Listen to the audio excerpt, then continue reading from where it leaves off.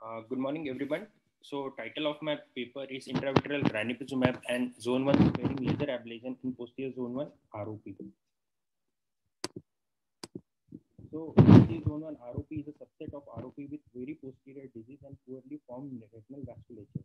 Till date, there are only 3 public. Doctor Swapnil, आपका audio ठीक नहीं है. Audio. Am I audible now? Yes. Yeah, so posterior zone 1 ROP is a subset of ROP with very posterior disease and poorly formed retinal vasculature. Till date, there are only 3 publications which document the outcome of laser photocoagulation in zone 1 ROP, and all of the 3 reports mention very poor visual outcome following laser photocoagulation. As per Rainbow trial, favorable outcome in zone 1 disease with intravitreal ranibizumab is 69%, whereas with result photocoagulation, it is 61%. But as we all know, the chance of reactivation following anti-VEGF monotherapy is very high. So the concept of combination therapy with anti-VEGF agent and laser ablation came. So the aim of this study is to evaluate the efficacy on intravitreal ranibizumab, that is IVR, and zone 1 sparing laser ablation in posterior zone 1 ROP. So it was a retrospective chart review, and we included all infants with posterior zone 1 ROP treated with IVR at presentation and zone 1 sparing laser ablation at 4 weeks and having minimum follow-up of 6 months. So zone 1 posterior area was defined as the area within the circle whose radius was distance between the center of the optic disc and the center of the fovea. During screening, we documented demographic profile, risk factors for ROP, and clinical characteristics of disease. Whenever the diagnosis of zone 1 posterior AP-ROP or ROP was made, patients were counseled about the treatment option and informed consent was taken at each step whenever the intervention was required. IVR was given within 24 hours of diagnosis. Follow-up was at first post-op day, 1, 2, 3, 4 weeks following intravitreal injection.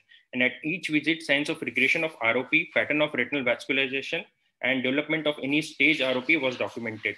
At 4 weeks, all eyes with zone 1 AP-ROP received zone 1 sparing laser ablation. The outcome in this study was structural outcome at 6 months. Favorable structural outcome was defined as absence of retinal, arterial, or venous toxicity or engorgement, absence of fibrovascular traction, and there was growth of vessels toward the avascular retinal periphery.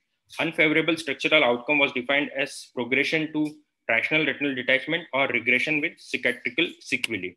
So in this study, we included 24 infants, that is 48 eyes. Mean gestational age at birth was 28.54 weeks. Mean birth weight was 1180 grams. And mean post-menstrual age at the time of first ROP screening was 1.9 weeks. So 3 morphological patterns were seen. First was typical AP-ROP that was seen in 75% of eyes. Atypical ROP, that is the vessels were poorly formed. They were in narrow loop and they ended in peculiar tangles, and there was absence of dichomatous branching was seen in 8 eyes, that is 16.6%, and hybrid ROP was seen in 4 eyes, that is 8.3%. So the mean interval between IVR and zone 1 sparing laser ablation was 29.62 days, and laser augmentation was required in 13 eyes, and second IVR was given in 2 eyes. Favorable outcome in our study was seen in 45 eyes, that is 93.7% of eyes had favorable outcome. Unfavorable outcome was seen in 3 eyes. So this is the example of favorable outcome. Unfavorable outcome, as I told, was seen in 3 eyes. All 3 infants were extremely premature and all had a typical ROP at presentation. So to discuss, when we compare our study with the previous 3 studies, we could document the favorable structural outcome in 93.7% of eyes as compared to 0 to 21%, which were documented previously. Shah et al. Has reported that intravitreal anti-VEGF injection in zone 1 disease caused growth of capillaries network from zone 1 posterior to zone 1 anterior and from zone 1 to zone 2, as well as opening of thrombose vessels. Why did we choose 4 weeks between the IVR and laser ablation? This is because various studies have documented recurrence following IVR in zone 1, AP-ROP to extent of 66% and in zone 1 ROP to extent of 61%. And mean time of recurrence in zone 1 posterior disease is around 5.9 weeks, and earliest that is documented is 4 weeks. And the elimination rate of ROP is around 5.6 days in infants. So advantage of combined treatment, it reduces the number of intravitreal injection. Zone 1 sparing laser ablation preserves the larger part of central retina. Persistent area of peripheral avascular retina that can lead to TRD can be prevented by early laser ablation, and it also reduces the number of follow-ups that infants require.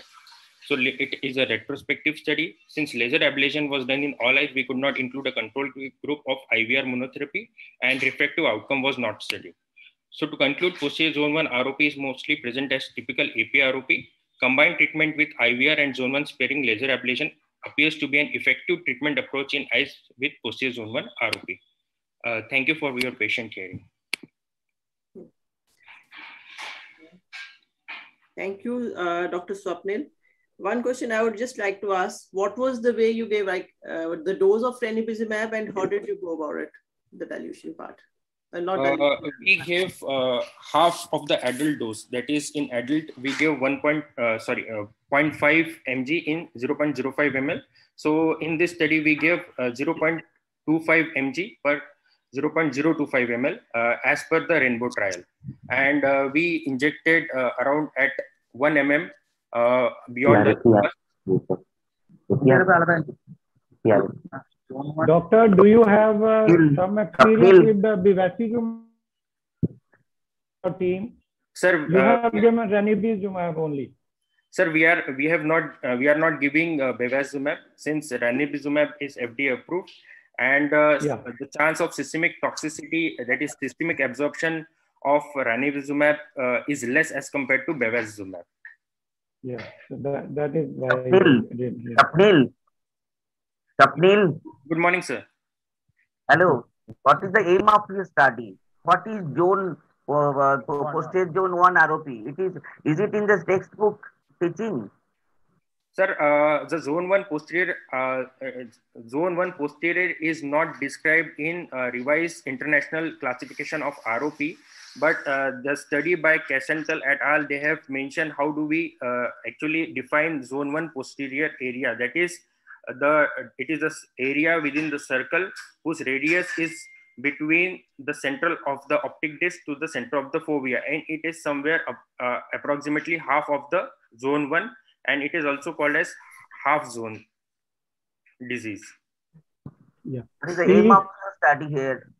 Sir, the aim of my study in this paper was to study the structural outcome following combined treatment with intravitreal ranibizumab and zone 1 sparing laser ablation at 4 weeks in zone 1 posterior